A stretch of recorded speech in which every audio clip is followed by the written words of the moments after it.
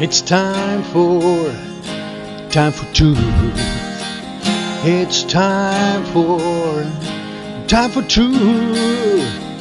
It's time for truth. It's time for truth. Aquí vamos a hablar de cómo han tomado el control de nuestra mente. ¿Cómo es posible que lo hayan hecho tan rápido y de una forma tan eficaz, tan perfecta? Porque es que personas en las que tú dirías que eran inteligentes, que tenían formación de golpe y porrazo, están abducidas. Esta parte la vamos a dividir en tres pequeños subgrupos. Primero hablaremos de cosas que ya se conocen desde hace 50 o 60 años, que es la neolengua, cómo se utiliza el lenguaje.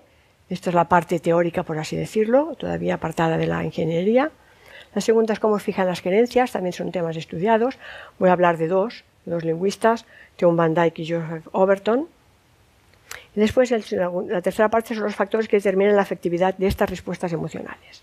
Ahí me voy a entretener un poquito más. Bien, ¿qué es la neolengua?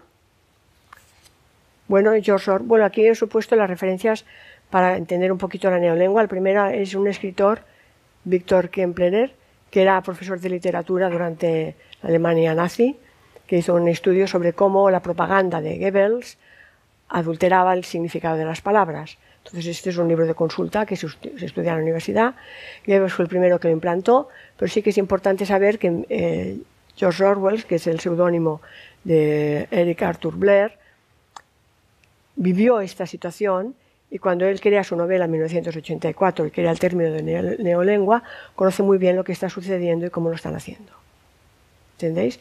Esto se ha aplicado básicamente se da en todas las escuelas de periodismo en el tema de la propaganda comercial, lo que es el marketing para vender más productos en ventas, ¿vale?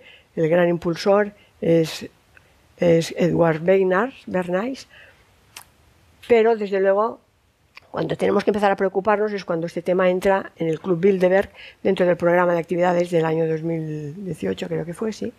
Ya acuñan un término que es el de post-truth world, el mundo de la posverdad, donde ya no importa la verdad para nada, sino que la verdad se construye, que es exactamente lo que hacía Goebbels en sus discursos de propaganda, ¿vale? Él hacía unas charlas por la radio en la que definía todo lo que había pasado y cómo tenía que contarse, ¿vale?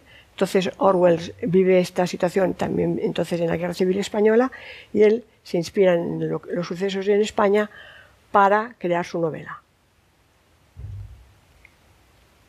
Entonces, ¿qué es la neolengua? Es una versión simplificada de la lengua normal, de la lengua, él la distingue como Old Speak, vieja lengua, en la que se han eliminado las palabras. Todas aquellas palabras que pueden poner en peligro el partido son eliminadas, porque si de esta manera no existe la palabra para definirlo, el término no existe. Parece una cosa surrealista, pero funciona. Es decir, si no tenemos palabras para designar las cosas dejan de existir. Con la reducción del vocabulario al mínimo indispensable, además se está disminuyendo las áreas del pensamiento y se pierden todas las asociaciones de ideas. Es una propuesta realmente que limita mucho. Si os fijáis, hace un año nuestros abuelos tenían gran cantidad de vocabulario, cada vez hablábamos peor y cada vez tenemos menos palabras para designar las cosas. Esto tampoco es inocente, esto también es intencionado, ¿eh? Antes yo recuerdo que ya en el parvulario nos reían poemas, y nadie se preocupaba que tuviéramos un trauma por no entender un poema, ¿eh? Sencillamente teníamos una versatilidad con el lenguaje que se está perdiendo de modo escandaloso. Entonces se limita el pensamiento, el lenguaje, las palabras necesarias. Bien, entonces hoy en día se está aplicando la neolengua. ¿Yo qué he hecho? He preparado una pequeña lista de neolengua, es decir, ¿qué se hace? Se cambia el significado de las palabras para que el término no exista. ¿Entendéis? Es decir, si utilizo la palabra para algo diferente de lo que significa, pues como no puedo usar otra palabra porque no tengo término, pues voy a usar la palabra que me dice el sistema. Entonces esto se repite en los medios de comunicación. Todos hablamos, por ejemplo, del 5G. Y ahora yo os voy a decir una palabra y os voy a decir la definición real. Es decir, cada vez que oigáis 5C, lo que tenéis que oír es armas tecnológicas de geolocalización de la población y control masivo de información. Esto es un 5G. No son antenas para que nos bajemos programas de ordenador más rápido. O sea, es tontos. Son armas tecnológicas de geolocalización de la población y control masivo de la información. Cada vez que oigáis televisión, es un arma de propaganda del poder para la manipulación y estulticia masiva de la población. Es un arma de control. El gran hermano. Confinamiento. Es un arresto domiciliario. Arresto domiciliario de la población para la restricción de todas las libertades. Cada vez que oigáis contagios, es éxito de las operaciones de rastreo. Un contagio quiere decir que las operaciones de rastreo han funcionado. Porque cuando hay rastreo, aparecen los contagios. Debilitamiento de la economía. Es una grave crisis económica por cierre obligado de empresas. Es decir, la economía no se debilita sola. No tiene un problema de salud. Tiene un problema intencionado de cierre de empresas. La desescalada. Golpe de Estado por capítulos. La educación pública es el igualitarismo de formas y adoctrinamiento obligatorio. Ahora el adoctrinamiento se hace en la educación pública y es obligatoria para que nadie se escape. Enfermos, persona sumida en un estado de miedo aterrador. Enfermos asintomáticos, persona sana a quien el Estado intenta convencer de que está enferma. Estado de alarma, acto mediático decretado por el poder para el control mental y emocional de la población. Franja horaria, toque de queda. Mascarilla, bozal para callar seres humanos, que impide la libre comunicación y respiración, base de la salud, símbolo de obediencia y sumisión. Ministerio de Defensa, es el Ministerio de la Guerra. Ministerio de Sanidad, es el Ministerio de la Enfermedad. Nueva normalidad, es nuevo orden mundial globalista y tecnócrata. OMS, Organización Mundial Terrorista contra la Salud. Pandemia, plandemia, plan elaborado para el control social mundial para la aplicación de la Agenda 2030. PCR positivos, personas que han dado positivo en un test sin especificación. Políticos, piratas. Positivos activos, enfermos que presentan algún síntoma que sea asociado al COVID-19. Rastreo, control policial por geolocalización. Rebrote, aumento de controles PCR. Cuando aumentan los controles empiezan a salir positivos. Sanidad pública, abuso dictatorial disfrazado de defensa de la salud. Saturación de hospitales, medidas de reducción de la atención sanitaria a la población. Pues están saturados, porque no nos atiende nadie. Servicios públicos, obligaciones que anulan los derechos y libertades individuales. Vacuna, inyección génica para la consecución de la Agenda 2030. ¿Entendéis? Es decir, te usan un eufemismo, una palabra para que parece significar cosas, pero de hecho están ocultando su verdadero significado. Bien, voy a necesitar los papeles, veo que no puedo leer tan lejos. Vamos a hablar de los dos grandes estudiadores de la manipulación social a través del discurso público. Uno fue Theo Van Dijk. Él explica cómo se diseña de forma clarísima el pensamiento dominante para que va a fijar las creencias de la población. Esto se diseña con años vista. Después se utiliza la autoridad de expertos. Expertos afines al sistema, desde luego, que van a ser profesores universitarios, periodistas, políticos. Son personas que van a repetir el plan diseñado por la élite que está en este momento en el poder. El control de los medios de comunicación. Esto hace años que se sabe, que están todos comprados y vendidos y todos están informados por la misma fuente. Se generaliza y se aplica de number games.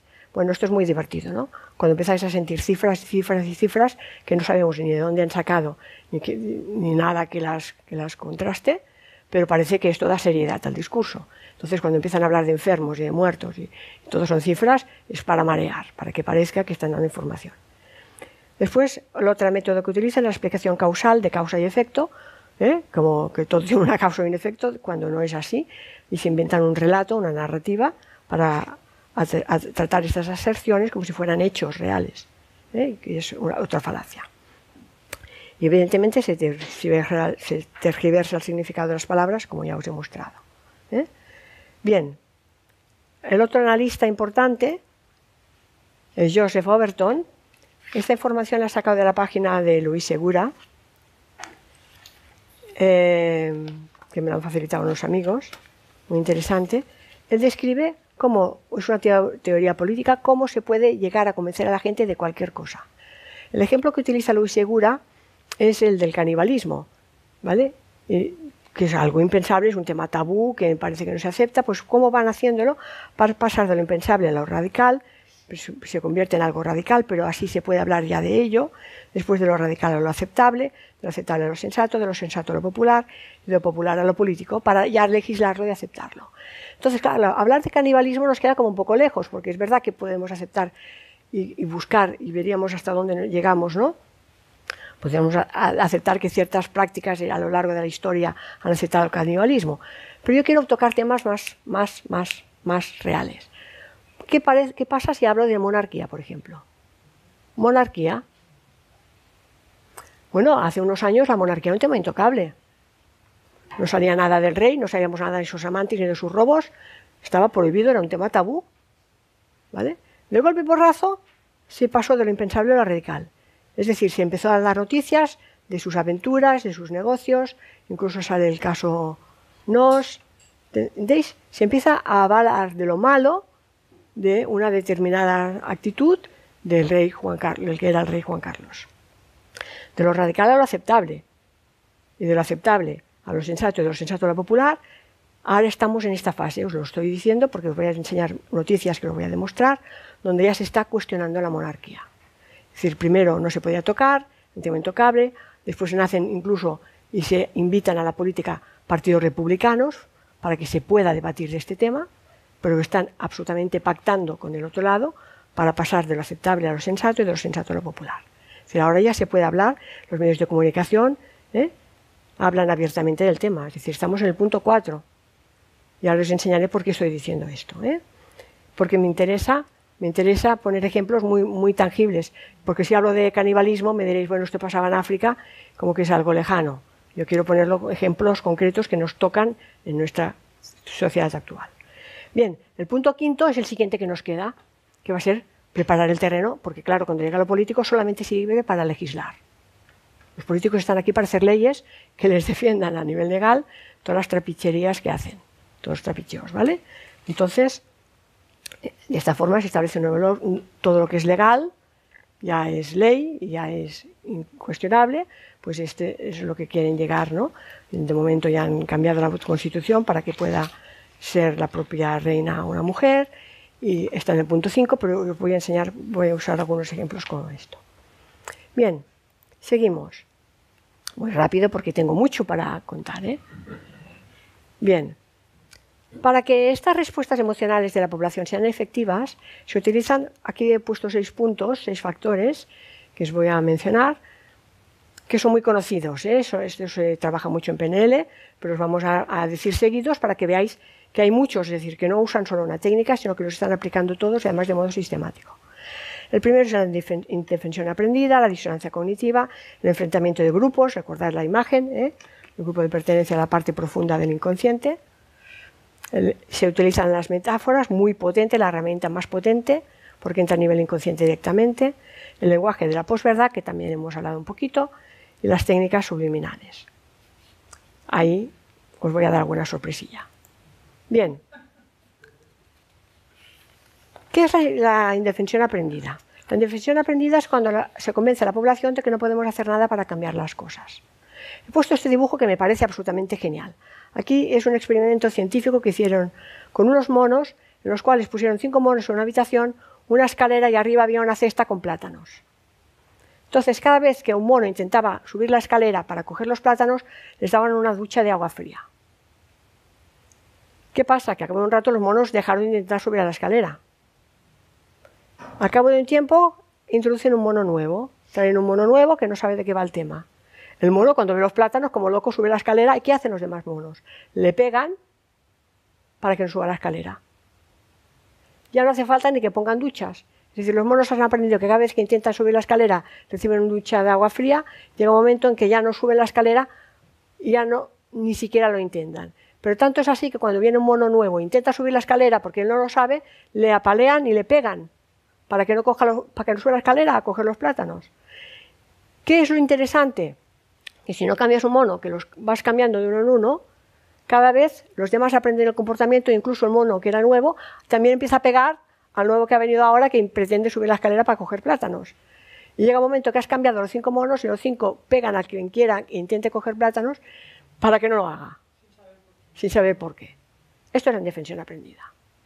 Y reaccionamos defendiendo cosas que no sabemos ni por qué las hacemos.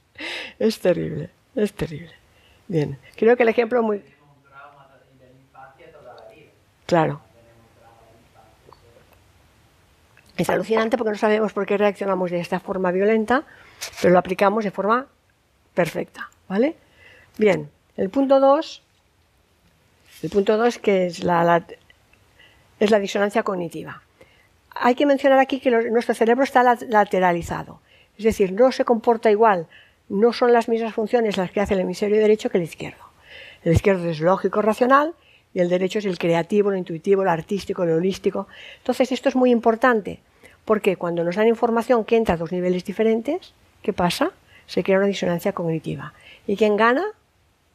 Siempre el inconsciente, ya os lo digo, siempre. Y eso lo saben. Entonces, ¿qué hacen? Dan una información auditiva, por ejemplo, cómprate un coche porque gasta muy poco, porque es muy seguro, porque es ecológico. ¿Y la imagen qué es? Un coche rojo, descapotable, con un tío cañón, con una mujer guapísima que está ligada.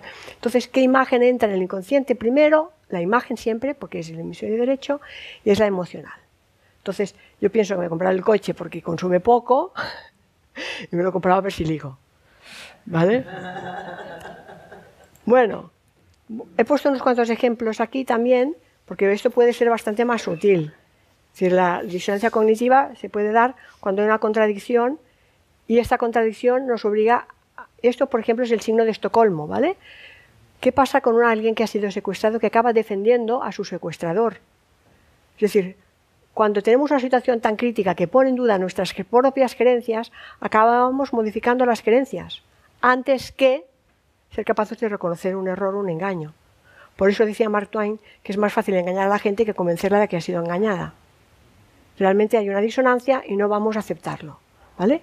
Tanto es así que cualquier conocimiento o actitud o acción que ponga en riesgo mi creencia inconsciente, la voy a negar.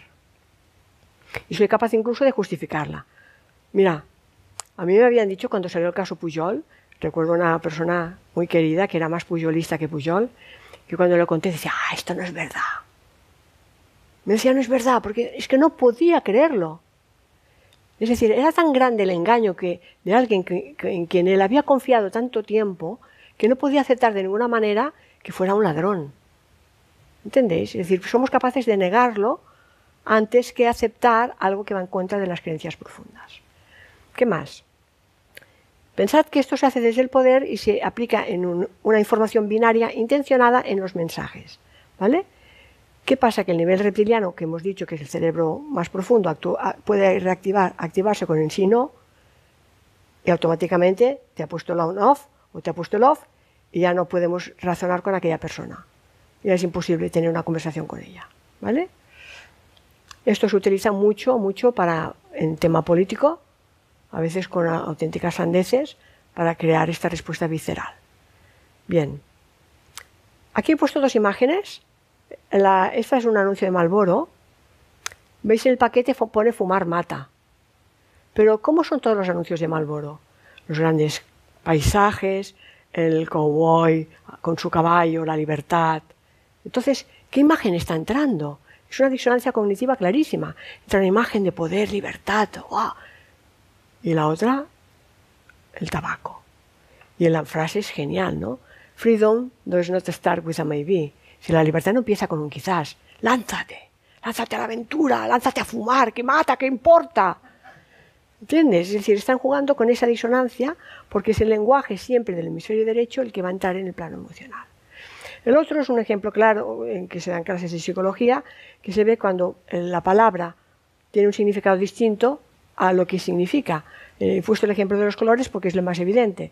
Si te pongo la palabra verde pero te la pongo en rojo, y ahora te lo digo rápido, señálame dónde está el color verde, me vas a señalar la palabra verde, si eres auditivo, y si eres visual me vas a encontrar el color verde porque vas a ver el color antes que la palabra. ¿Entendéis? Esto es una disonancia clarísima. Es decir, la palabra pone una cosa y el color es otro. La palabra rojo está escrita en verde y la palabra verde está escrita en azul. ¿Te das cuenta? Entonces esto se puede hacer intencionado y se puede hacer bastante daño con estos temas. Vamos. Los enfrentamientos por los grupos de pertenencia. Esta ha sido la píldora mágica de los partidos políticos. Si el divide y vencerás, que nos implantaron desde los romanos, ¿vale? Entonces, siempre se va a crear dos grupos. Por eso, siempre van a la provocación. Y ellos tienen al servicio del poder la policía, ¿vale? Entonces, no entréis en provocaciones, por favor. Porque no estamos ahí, no estamos aquí para eso. Tenemos demasiadas cosas importantes que hacer. Intentaré convenceros de que dejéis los posicionamientos radicales, porque la falta de respeto es intencionado, porque van a provocar el enfrentamiento entre grupos de pertenencia, buscando la respuesta emocional. Y si os acusan de opositores, de conspiranoicos, de negacionistas, no os lo toméis como nada personal, por favor. Es una técnica de manipulación. Entonces, no os sintáis ofendidos. Tenéis que ver cuál es la intención que hay detrás de la ofensa, ¿no? ¿Puedo decir algo a este respecto? Sí. Para mí, cuando me dicen y me lo dicen mucho, digo gracias. ¿Por qué? Porque esto quiere decir que estoy despierta y sé lo que está pasando. Y si tú estás todavía en el sueño y no te das cuenta porque me juzgas de conspiranoico o lo que sea, pues triste para ti. Para mí es un cumplido. Sí, pero te digo la verdad, ellos no pueden hacer otra cosa. Están abducidos. Entonces, pienso que hoy la charla mía pretende no solamente darnos herramientas para salir de ahí, sino también para comprender a los que están atrapados. Porque están atrapados realmente. Se está haciendo un proyecto de hipnosis, como os voy a explicar ahora, a través del lenguaje. Por eso es tan importante la charla que estoy dando hoy. Bien, el tema de las metáforas. ¿Qué significa la metáfora? Volvemos aquí al cuadrito mío. La metáfora significa que utilizo algo conocido, visible y presente para describir algo no visible, sensorial y metafórico. Entonces, en el lenguaje de las noticias que estáis oyendo todos los días por televisión, yo no, porque no tengo televisión hace más de 10 años, pero los que todavía escuchan la televisión, se habla, estamos en situación de pandemia. ¿Qué es una pandemia? ¿Qué era una pandemia antes? La imagen que vemos aquí, la gente muriéndose por las calles, todos con mascarillas para poder respirar, realmente una situación catastrófica, ¿vale? Estamos ante un posible tsunami. Esta palabra la he oído así en los medios. Os pondré algún ejemplo más. ¿Cuál es la imagen que vemos del tsunami? El último, el de Fukushima, donde se destrozó todo. Entonces están usando información que nuestro cerebro asocia a cosas vistas para definir algo que no está visto. Claro, una situación de tsunami, ¿dónde está el tsunami? A ver, no hay un tsunami como algo tangible, real y verídico, ¿entendéis? O, por ejemplo, hablamos de la saturación de los hospitales. Bueno, la saturación sabíamos lo que era antes, porque ahora ya no. Cuando teníamos que entrar en Barcelona no era punta. Es decir, estaba todo saturado, ¿vale? Que ahora ni pasa, es una maravilla. Lo bueno que tiene esta situación es que no hay colas de coches, ¿vale? Pero que entendáis que están utilizando la metáfora de algo conocido para asociarlo a algo desconocido y no visible para despertar nuestra reacción asociativa, ¿vale? Ahora voy a poner un ejemplo con metáforas, de metáforas en el lenguaje. Aquí he cogido una frase de un político en los que habla y dice: los índices de confianza en España se han hecho públicos hace tan solo unos días, muestran una notable recuperación de las expectativas de los españoles, de su confianza en el futuro, de su convicción de que ganaremos más pronto que tarde, ganaremos, tengo que hacer con la izquierda, ganaremos más pronto que tarde este importante reto, este momento delicado. Aquí hay la utilización descarada de metáforas que os he puesto. Primero, utiliza 5 nominalizaciones. Las nominalizaciones están también en el nivel inconsciente, a nivel de valores y creencias. Por lo tanto, utiliza confianza, recuperación, expectativas, convicción. ¿Qué significa eso? Que utiliza el lenguaje de confianza paternalista para que yo consiga la empatía del oyente y la confianza del oyente en que yo como gobierno voy a salvaros y voy a recuperaros y voy a hacer todo lo que haga falta para salvaros, ¿vale? Por lo tanto, lo que está haciendo es una activación, hay una respuesta emocional, ¿vale? Porque a partir de aquí empieza que ganaremos más pronto que tarde un importante reto, este momento delicado. De golpe, ¿qué pasa con el lenguaje? Que ha hecho un cambio, cuando ya me he ganado la confianza, es como, niño, ven, ven, que te voy a dar, y cuando se acerca, ¡pam!, le da un tortazo. ¿Lo habéis visto? Le van al perro porque se le ha escapado. Y cuando le ha agarrado y el perro viene, le da la patada. Pues la próxima vez no vendrá, ¿vale? Pues le has engañado. Pues esto lo hacen los políticos constantemente, es decir, están en un lenguaje positivista en el cual tú recibes órdenes a nivel inconsciente que son de valores personales, de confianza, recuperación, convicción, oh, qué bien, sin darme cuenta he caído en la trampa, y cuando estoy dentro de la trampa, ¡pamba! Ahora te doy. Ahora viene el miedo y ahí vienen las manipulaciones. Ay, perdón, no sé qué. Ahora aquí. El lenguaje de la posverdad. Esto ya es oficial, ya tiene nombre y todo, ya salen los diccionarios, post-true wall. Y es que la realidad ya no existe, la verdad ya no existe, no importa que sea verdad o no, sino que el relato se crea desde los medios fácticos del poder y es el que se repite hasta la saciedad por los medios de comunicación. Por tanto, fijaros, he puesto este chiste para hacer un poco de humor del tema que es gravísimo, que es que ahora ya no se basa el conocimiento en el saber, ya no es pienso, ya no es Descartes, ya no es pienso, luego existo, sino que es creo, luego estoy en lo cierto, porque me lo creo. ¿Dónde están las creencias? Volvemos aquí, una y otra vez. ¿Os dais cuenta? Voy a poneros un ejemplo. Esto es un discurso o una comparecencia real de Pedro Sánchez del 25 de agosto del 2020. Así que está caliente, ¿vale? Es su comparecencia para las nuevas medidas después del periodo estival para hacer frente a la crisis sanitaria del COVID. He cogido párrafos elegidos, porque no voy a poner todo el discurso, que dura 7 minutos, pero para que veáis cómo lo hacen. Empieza diciendo, hace 5 meses, desde que el 14 de marzo decretamos el estado de alarma, en ese momento tomamos medidas muy severas, estrictas, para detener el contagio del virus, para salvar vidas y para evitar algo fundamental que logramos entre todos, y es el colapso de nuestros hospitales. ¿Qué ha hecho aquí? Brutal. Primero empieza con el lenguaje alarmista del miedo, ¿vale? Toda la metáfora de la respuesta de la guerra. Os voy a mostrar cómo se ha utilizado de forma reiterativa desde el gobierno la metáfora de que estamos en guerra. Os voy a enseñar en este ejemplo, ¿vale? Está hablando de alarma, ¿vale? De salvar vidas. Entonces lo justifica entrando en un tono paternalista que busca la empatía del oyente, del ciudadano. Lo hemos hecho entre todos, vamos a salvaros. ¿Entendéis? ¿Qué está haciendo? Es un juego de manipulación emocional total. Otro párrafo. Tenemos que atajarlo. Lo que requiere la situación es una respuesta más intensa y más serena. ¡Pam, pam, pam, pam! ¿Nos ha cogido algo? ¿Cómo puede ser más intensa la respuesta de que hemos tenido, pero más serena? Eso es lo que hace un padre con su hijo, ¿verdad? Te castigo para tu bien, para educarte, ante la amenaza. Y ahora, atención, porque vuelvo al ejemplo que he hablado antes de la monarquía.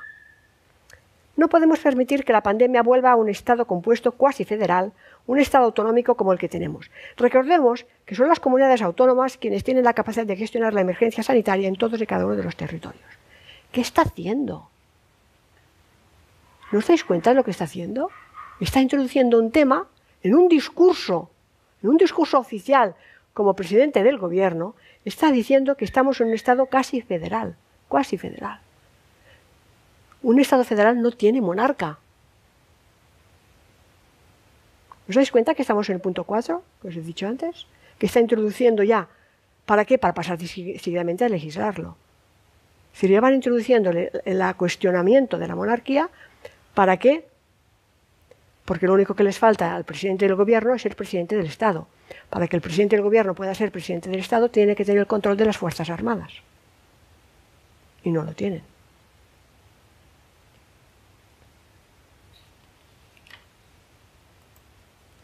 Seguimos. Nos va a dar las 3 medidas que ha implantado el gobierno para salvarnos de esta terrible crisis. Pensamos todos que nos dará medidas de cómo estar más sanos y más saludables. Pues mira, la primera medida no lo es así, lo siento. La primera propuesta son las Fuerzas Armadas. Van a cazar los virus a cañonazos. ¿Por qué? Porque lo que hacen es sacar todas las Fuerzas Armadas, en primer lugar. Les comunico que el Gobierno de España va a poner a disposición de las comunidades autónomas efectivos de las Fuerzas Armadas para realizar labores de rastreo. Hay 2.000 militares capacitados en técnicas de rastreo. ¿Qué? Segundo, aquellas comunidades autónomas que no dispongan de suficientes rastreadores pueden confiar con nuestro respaldo. Vamos a apoyarlos, ¿vale? De las Fuerzas Armadas de nuestro país. La formación específica para la detección precoz, la vigilancia epidemiológica del Ejército ha incluido procedimientos específicos en la identificación del riesgo y en el rastreo de contactos, aislamiento y cuarentena en situaciones de COVID-19. Haciendo siempre hincapié, eso sí, en los aspectos legales de salud pública y en los principios éticos también. ¿Qué está haciendo? ¿Os dais cuenta? Es decir, para salvarnos de una crisis sanitaria de salud, en vez de hablar con médicos y expertos, nos manda a las Fuerzas Armadas. ¿Y a quién? A 2.000 rastreadores. ¿Qué es un rastreador? ¿Qué hace un rastreador? Sigue contactos. Y los va a sacar porque están especializados en situaciones de riesgo de rastreo de contactos. Nos está diciendo muy claro, y somos tontos si no lo entendemos, ¿eh? Seguimos con el discurso. España cuenta, y es un orgullo para todos y todas, es otra manipulación lingüística, con las Fuerzas Armadas modernas, profesionales, que hoy con este anuncio dan un nuevo paso al frente, como cuando se saluda, para proteger la salud de todos. Si nos van a proteger los soldados, nuestra salud, estamos a salvo, tenemos cañones y aviones y armada para defendernos. ¿Qué está haciendo? Somos un poco tontos. Fijaros el anuncio que he puesto aquí, es una noticia en el periódico, la segunda ola, otra vez una metáfora. Cuando hablamos de tsunami de olas, ya nos vemos una ola que nos está inundando, ¿no? ¿Seguimos? Pues el Gobierno ya lo ha publicado, aquí tenemos la página del Ministerio, como Defensa explica cómo el trabajo de los 2.000 rastreadores. ¿Os dais cuenta de una cosa? ¿Por qué no habla el Ministerio de Sanidad? El tema de la salud ha pasado a Defensa. ¿Y nadie se ha dado cuenta?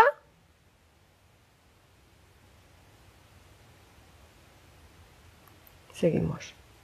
La segunda medida, aquí sí, ¿no? Aquí nos van a hablar de hacer deporte, de que nos toque el sol. Pues no. La segunda medida aquí del Gobierno es espionaje electrónico, geolocalización de ciudadanos delatores. Es decir, diciendo palabras textuales del señor Sánchez. En segundo lugar, refuerzo de los medios digitales de rastreo. Como saben, la tecnología también puede salvar vidas si se emplea para afrontar un desafío como el que tenemos delante. Y este virus lo es. Por eso hemos impulsado la aplicación Radar COVID, que a través de la información que obtiene en el rastreo de contactos nos permite conocer el nivel de riesgo de contagio y avisar a los interesados. Nos van a avisar. Nos dicen, mira, este militar ha geolocalizado este virus que va para tu casa. Te aviso. Eso es un discurso serio, ¿eh? Yo estoy ironizando. ¿Os dais cuenta de lo que están haciendo? Entonces, todo se basa en un base de datos, en una base de datos. ¿Recordáis lo que he hablado del programa de Microsoft? El Big Data, para tenernos a todos geolocalizados, evidentemente con esta complicidad y con la complicidad de todos nuestros vecinos, que se convierten en patriotas. ¿Por qué? Porque son ciudadanos cómplices que nos van a denunciar, como hicieron con los judíos. Si no llevas la mascarilla, si sales de casa cuando no se puede, etc. Bueno, vamos a la tercera medida. Ah, no, perdone. Tengo que decir que ya se han puesto las pilas, ¿eh? Ya están haciendo la nueva ley de telecomunicaciones. Sí, para que ese rastreo pueda ser absolutamente brutal y masivo, el Ejecutivo que nos dicen con palabras muy suaves. Este anteproyecto de ley de telecomunicaciones para mejorar la comunicación con el ciudadano. Este es el eufemismo, la neolengua. Pero de hecho, ¿qué están haciendo?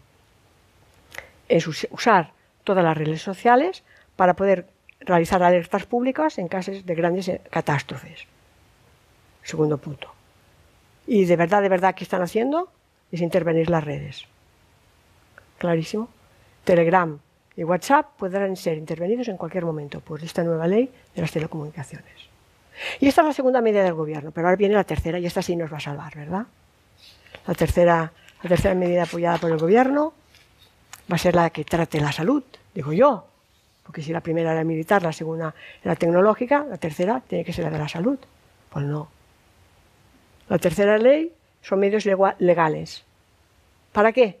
Para que la propia comunidad autónoma, porque recordáis que estamos en un estado federal, casi federal, pueda ser quien decrete el estado de alarma. Estamos en guerra, no lo olvidéis. Entonces, ¿qué va a cambiar? Si ya no es el Estado quien da las órdenes, sino las comunidades autónomas, que el factor policial cambia y se va a cambiar las multas y penalizaciones por prisión. Por prisión, por cárcel. Entonces no hay ninguna sola medida de estas grandes medidas que toma el gobierno que dependan de salud y de sanidad. Se depende del Ministerio de Defensa, de la Armada, se depende de las tecnologías y se depende de la legislación. Y este es el discurso público, ¿eh? Bien. Vamos a las técnicas subliminales que yo les llamo los trucos orwellianos. He puesto 4. Son muy divertidos, ya veréis. Los lemas, la escenificación, los arquetipos y los símbolos.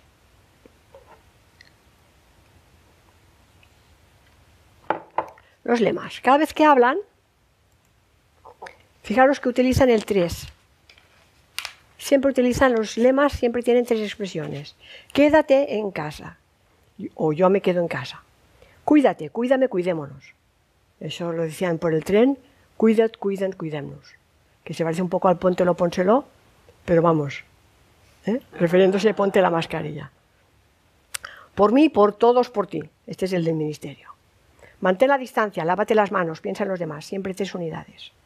No lo tires por la borda. Otra vez la imagen del barco, de las olas, del tsunami. Fíjate, es una metáfora clarísima. Este virus lo paramos unidos. En este caso, el anuncio del gobierno, este virus está en amarillo, lo paramos unidos en negro. También los colores son importantes. Todos juntos contra el COVID-19. Salimos más fuertes. Este es el último que están utilizando más. A veces la frase es un poco más larga, es un sintagma. Mantengan el uso de la mascarilla, la distancia interpersonal y el lavado de manos. ¿Por qué utilizan el 3?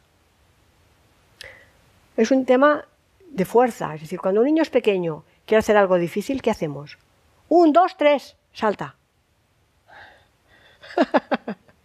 Esto funciona a nivel inconsciente. Es más fácil recordar 3 ítems que muchos más. Entonces, cuando te doy 3 y se repiten constantemente, esto se fija en las creencias. Por tanto, sirve para implantar creencias en el cerebro. Han tenido la gran colaboración de todas las campañas de marketing de todas las empresas habidas y por haber.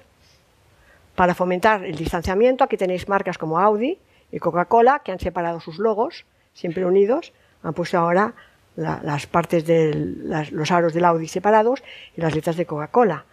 Tenéis también algunos de texto, como Play Inside, Play for the World, que es una variante de Quédate en casa, para el bien del mundo, ¿no? Es de Nike. Veis aquí la de Starbucks, que se ha tapado la boca. Esta de aquí es la del Banco Bilbao Vizcaya, en la que tiene una caída de consultas por internet a las 8 de la noche. Y eso está fomentando los aplausos a los sanitarios. Estas son muy buenas, las dos hacen referencia a los mayores. All life matters, es decir, las vidas de los viejos importan. Y ponen, ¿quién más? Pues uno de los caracteres carismáticos por excelencia, que es el abuelo de los Simpson, ¿vale? Entonces, la campaña ha sido brutal, a todos los niveles. Bueno, pasamos al punto 2. Este me encanta. La escenificación. ¿Recordáis los informes? No solamente el lenguaje. Esto es sembrando el terror. Es una escenificación para sembrar el terror. Estamos en guerra. Aquí veis la metáfora bélica en su tutiplane, con el campo semántico que usaban decretar el estado de alarma, la emergencia sanitaria, el confinamiento, la guerra, la victoria, la batalla, el frente, las armas, los compatriotas, el enemigo, las amenazas, lucha, el combate contra el virus. Todo es vocabulario semántico relacionado con la guerra. Y esto cada día. Pero con una escenificación, con militares y policías uniformados, con todas las condecoraciones habidas y por haber en sus trajes. ¿Pero qué es esto? ¿Cómo es que la gente no le da un ataque de risa? Es que no entiendo. Es tan descarado, es tan abrumador, ¿vale? El siguiente elemento importante es este señor. El rey Felipe. Tuvieron que hacerlo salir, claro, porque, como hemos dicho, la diferencia entre el jefe del gobierno y el jefe del Estado. es que no tiene control militar. Algo está pasando aquí. Hicieron salir al rey, fijaros el rey Felipe, sentado en una mesa, con mascarilla, guantes y el uniforme de campaña del ejército de tierra, y detrás el escudo del mando de operaciones con el lema Custodiae Pacis, que significa que somos los guardianes de la paz. ¿Mensaje más claro? ¿De qué estamos hablando? Y en su discurso el rey, otra vez utiliza el 3, a la cúpula militar de las Fuerzas Armadas, les habla de apoyo, gratitud y orgullo. Otra vez estamos en el 3, estamos en los valores. Fijaros que siempre se utilizan 3 palabras para enfatizar una situación, para fijar esta creencia, ¿vale? La lucha contra el coronavirus, dispuestos a servir en cualquier lugar y momento. Entonces, es un constante esta escenificación tan planificada para conseguir un efecto de pánico y de terror en la población, que estamos en guerra. Cuidado, que ha salido el rey con uniforme de campaña, que es el uniforme. ¿Por qué no sale con su traje azul como siempre?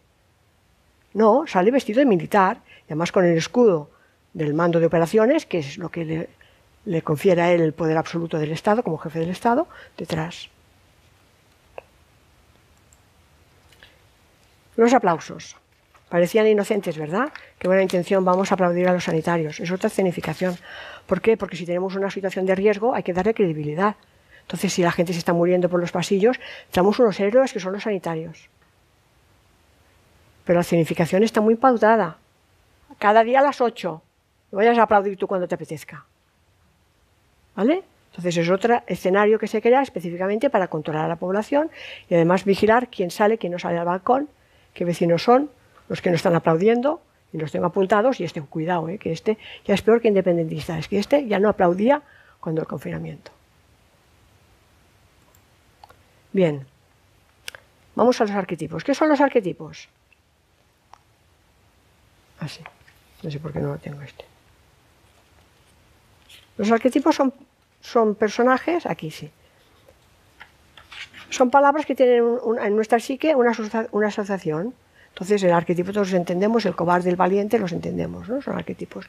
Bueno, pues ahora también se están utilizando arquetipos, y además muy claros, ¿vale? Cuando, por ejemplo, se autodefinen o definen el pensamiento antitotalitario. De hecho, es una mentira, porque ellos son totalitarismo puro de izquierdas, el que se está aplicando ahora. Es decir, no hay pluralidad, no hay capacidad no hay capacidad de debate ni de disidencia en absoluto. Entonces tenemos un totalitarismo marcado, pero ellos se autodefinen como antitotalitarios, porque los totalitarios son los de derechas, ¿no? Lo políticamente correcto, bueno, ahí va toda la ideología de izquierdas con todos sus ismos, que prefiero no entrar en este tema porque toca ampollas, pero que están al servicio de una agenda globalista y neoliberal. Todos los disidentes, todos están criminalizados. Por eso os digo que no os lo toméis personalmente. Pueden llamar radicales, antisistemas, reaccionarios, negacionistas, conspiranoicos, extremistas, todo lo que queráis, ¿vale? Es una forma también de utilizar un arquetipo para asociar una imagen a un concepto. Los luchadores por la libertad son ellos, claro, son los socialistas, socialismo verdadero. Y el eje del mal, que según Orwell eran los rusos, ahora no, ahora el eje del mal son los otros, los que no dejan que nosotros implementemos la Agenda de 2030, porque la Agenda de 2030 lo va a solucionar todo. Los expertos, ¿vale? Es otro arquetipo que ellos utilizan, pero que realmente es una sola opinión, es un desprecio absoluto por la verdad y está en el servicio del totalitarismo. Las fuerzas del orden, que tiene gracia esta expresión, ¿eh? Las fuerzas del orden es la policía. Qué gracia, ¿no? Son los que ponen orden a base de leña. Bien, las víctimas no existen, nunca. El tema de los sanitarios, que como he visto son los héroes, y los patriotas, que ahora son los delatores. ¿Sabéis vosotros lo que significa, de dónde viene la expresión fe dissabte, en catalán?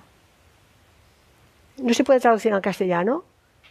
Fe dissabte es hacer sábado, pero tiene otro significado completamente distinto. Es cuando en casa se hacía la limpieza en los sábados. ¿Sabéis de dónde viene? De los judíos.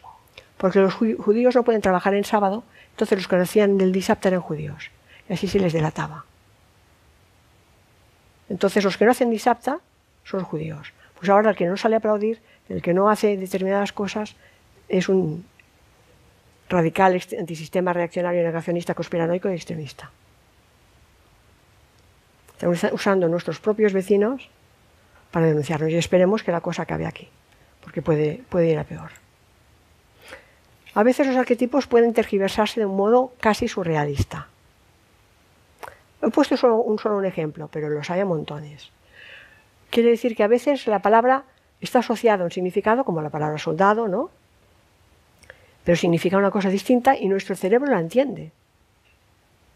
¿Vale? Nuestro inconsciente, de nuevo veamos el inconsciente.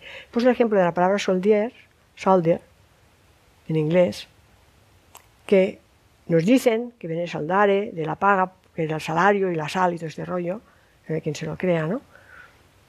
Pero en realidad está formado por dos palabras, que es soul, que es alma, y dire, que es morir. Por tanto, un soldado es el que va a morir, es el alma que va hacia la muerte. El solduri en latín o el morituri. A veces al morituri te saludan, solduri te saludan, los que van a morir, porque antes se ofrecían para distraer a los romanos poderosos, los que iban a morir, los gladiadores. Entonces, a veces el lenguaje es así de perverso. Creemos que estamos usando una palabra con un significado porque la han tergiversado con la neolengua, pero de hecho el significado es completamente distinto. Y nuestro cerebro está entendiendo el lenguaje originario. Los símbolos. Aquí los tenemos. Fíjate tú, qué bien que se entienden todos, pero qué bien, están hermandados. Todos llevan el símbolo de la Agenda 2030. Son los 17 colores de la Agenda 2030, que aquí los tenéis en este pin, que lo lleva Sánchez, pero lo lleva también el Rey, lo lleva Pablito y lo lleva las Rimadas. Todo el mundo va con la Agenda 2030. Entonces está clarísimo que los partidos son una herramienta del poder para tenerlos entretenidos en los enfrentamientos, pero que ellos están todos a uno para la misma agenda, todos, absolutamente todos. ¿Vale? Entonces, uno de los símbolos es el PIN, la Agenda 2030, incluso el logo del PSOE lo han cambiado, ahora lo podéis ver en la página, está sacado de su página web, le han puesto el simbolito del arco iris este. Bueno, el símbolo para mí más dramático de todos es el de la mascarilla. Esta es una portada que supongo que habréis visto estos días mucho, que se ve como el control nos lo tiene el poder, pero fijaros la derecha y he puesto los tres símiles. Nos han convertido en perros. ¿No os preguntasteis por qué durante el confinamiento los únicos que podían salir eran los perros? Primero, con todo el tema de esterilización que están haciendo a la gente, están queriendo que derivemos nuestros afectos hacia los animales. Porque si ya no tenemos niños, porque los niños traen muchos problemas y somos demasiados. Pues venga, cómprate un perro que podrás salir a pasearlo. Pero es que nos hemos convertido nosotros también en perros, porque llevamos el bozal, la vacuna y el chip. Entonces es mucho más la mascarilla que lo que parece.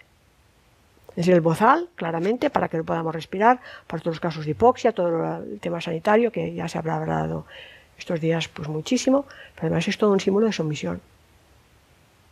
Ahora somos sus perros. Y esto es lo más grave de todo. Fijaros en esta imagen. Cuando el padre pone la mascarilla a su niña, fijaros la mirada de la niña, esa confianza absoluta por su papá. Su papá es su héroe, su salvador. Y el papá, ¿qué está haciendo? Le está poniendo la mascarilla. Es como un acto de consagración. La de terapia que tendrá que hacer esta niña de mayor para sacarse esto de encima. Porque confió en su padre. Su padre le puso la mascarilla el primer día de colegio. ¿Qué le está enseñando? Obedece, cállate, no puedes respirar. Pero le está enseñando todo esto. En un acto. Mira la mirada de la niña, que es como expectativa, miedo y a la vez me lo hace mi papá, ¿no?